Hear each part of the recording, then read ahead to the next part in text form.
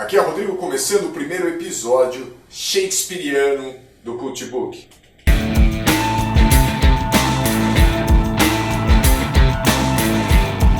Sem muitas delongas, o vídeo de hoje fala daquele que é considerado o maior clássico do maior escritor inglês de todos os tempos. Estou falando de Hamlet, de Shakespeare. Uma obra que eu já havia lido e que reli para fazer esse vídeo. Algumas pessoas pediram para eu falar de Shakespeare nos comentários, então eu trouxe aquele que é o mais conhecido livro de Shakespeare. E essa tradução da Bárbara Eliodora é simplesmente fantástica, muito mais universal, né? Permite uma maior compreensão do que Shakespeare escreveu nesse livro aqui, ainda que nunca pareça ser possível a gente terminar, a gente entender tudo o que o Shakespeare disse aqui. Um dos mais famosos críticos americanos de literatura, Harold Bloom, escreveu um livro exclusivamente dedicado a Hamlet. E no prefácio ele diz o seguinte: Shakespeare é meu modelo e Deus mortal.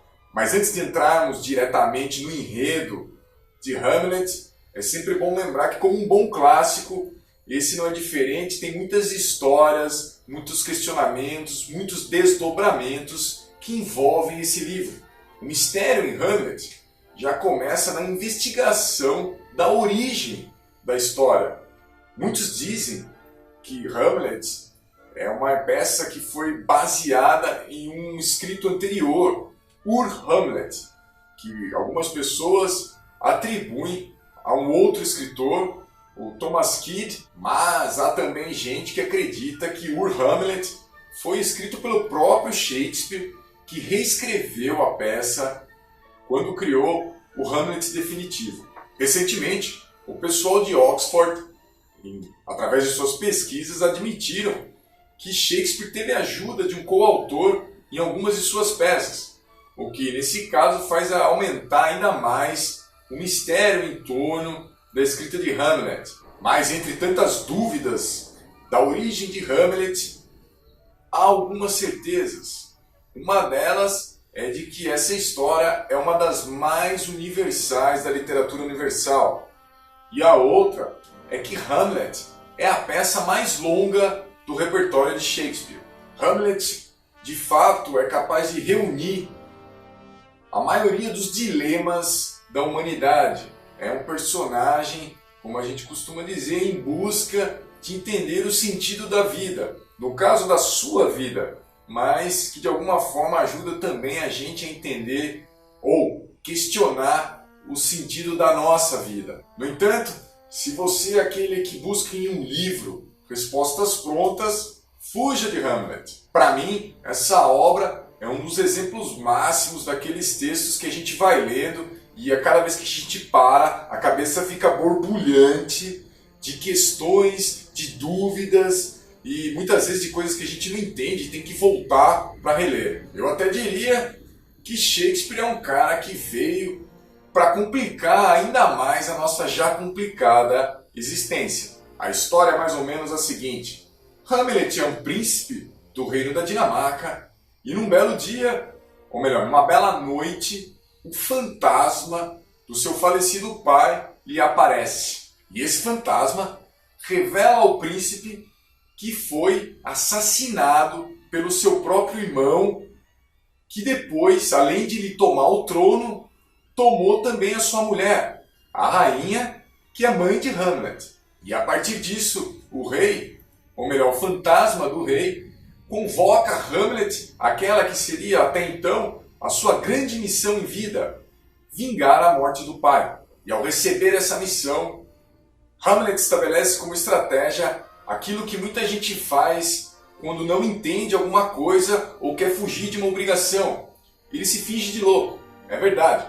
Para alcançar esse objetivo que foi imposto pelo fantasma do seu pai, Hamlet cria uma falsa loucura como forma de enganar aquelas pessoas que até então tinham enganado seu pai e o reino todo. O problema é que os dilemas de Hamlet são tantos que nessa de se fingir de louco, às vezes ele parece que realmente fica louco. E pior, ele muitas vezes hesita, não sabe se vai conseguir realizar a vingança ou não. E é desses dilemas, dessas dúvidas, desses caminhos a serem decididos que veio aquela famosa frase que muita gente, que quase todo mundo já ouviu pelo menos uma vez na vida. Ser ou não ser, essa é a questão. Bem, como eu disse, Hamlet não foi escrito para tornar a sua vida mais simples. Para isso você pode ler, os livros das prateleiras de autoajuda ou dos youtubers que tem por aí. O que posso dizer é que Hamlet é um daqueles textos que mais me fizeram ver que muitas vezes a gente lê alguma coisa e não consegue compreender todo o sentido que está naquele texto. E eu não estou falando de teorias conspiratórias ou daqueles pensamentos exagerados que não levam a lugar algum. Estou falando de sentidos autênticos mesmo. Acredite, uma frase de Shakespeare pode conter muitos significados. Hamlet traz vários enigmas nas entrelinhas. Vou dar um exemplo. Logo no início da peça, Cláudio, que é o rei que roubou o trono do pai de Hamlet e tio de Hamlet, em uma situação chama Hamlet de filho.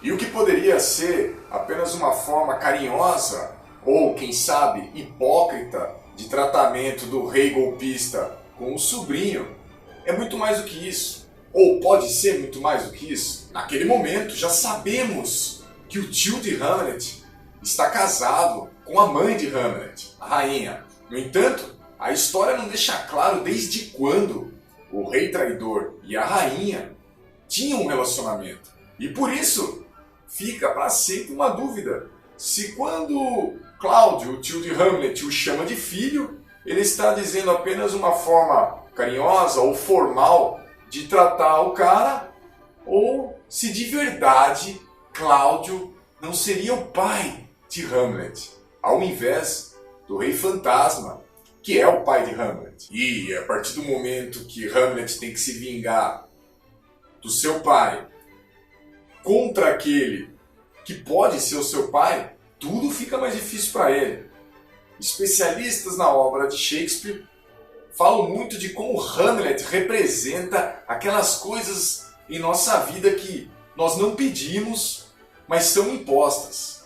Aliás, a própria vida que a gente recebe é uma coisa que a gente não pediu, mas que a gente recebeu de presente. E não é à toa que muitas vezes essa situação nos traz certos aborrecimentos ou mesmo crises existenciais. Bom, mas eu não sou o fantasma pai do Hamlet, minha ideia aqui não é assustá-los ao ler essa peça, muito pelo contrário, é deixar vocês com vontade de encarar esse desafio, que é muito bacana, é muito legal e muito rápido. Eu diria até que dá para ler Hamlet em um dia. A única coisa é que talvez você vai precisar, às vezes, ler outra vez. Eu diria até que você vai querer ler outra vez, e principalmente quanto mais você vai ficando velho, você vai querer ler outra vez.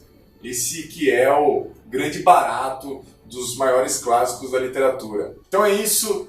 Curtir ou não curtir, comentar ou não comentar, se inscrever ou não se inscrever no canal. Eu deixo para vocês decidirem. Eu vou ficando por aqui. Valeu e até a próxima.